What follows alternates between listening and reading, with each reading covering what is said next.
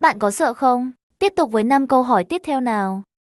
5, 4, 3, 2, 1.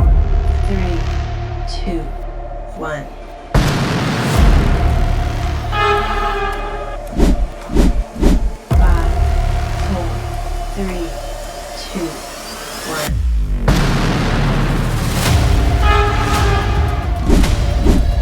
Five, four, three, two, one. Tôi làm video này rất vất vả đó. Like, chia sẻ, đăng ký kênh ủng hộ tôi nha.